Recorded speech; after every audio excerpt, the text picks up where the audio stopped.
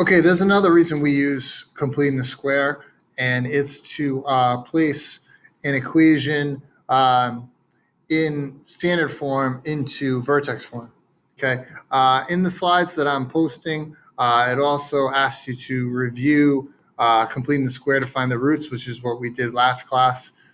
So I recommend reviewing that video. But here, I've given you some guided notes on all the steps. So let me walk you through the steps here for vertex form. So this is our standard form equation, and we want to get it to look like this, vertex form. Okay.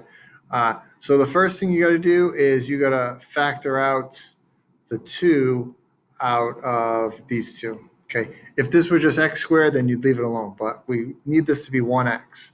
So we factor out the 2 out of those two. So I'm left with x squared minus 4x. And like last time, I'm going to leave a little space. And that 3 just stays behind. Okay. So now we got to do the b over 2 squared. So that's -4. So -4 over 2 squared. Remember, that was the formula we learned last class.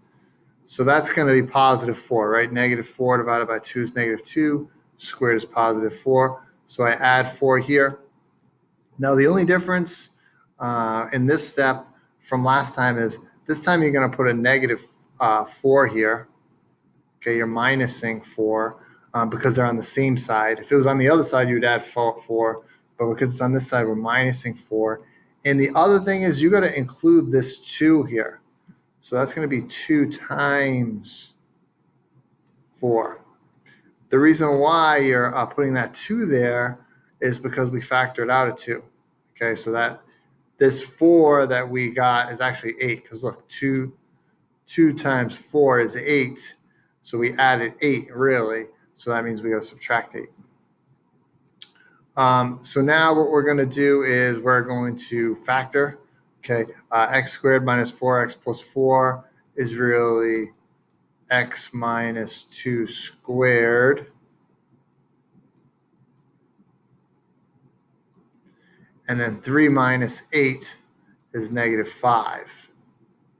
So that's my equation. Y equals 2 times x minus 2 squared minus 5. The reason we do that is to find the vertex, right? The vertex of this one is 2, -5. So when we graph it, we start with 2, -5, and it goes up like a U shape, a parabola.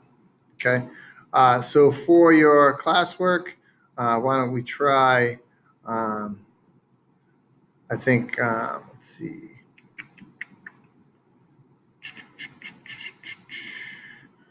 Let's try number 32. I think that'll be good enough. If you can put number 32 inside vertex form, that would be perfect. And make sure you practice using completing the square to find the roots from last class too.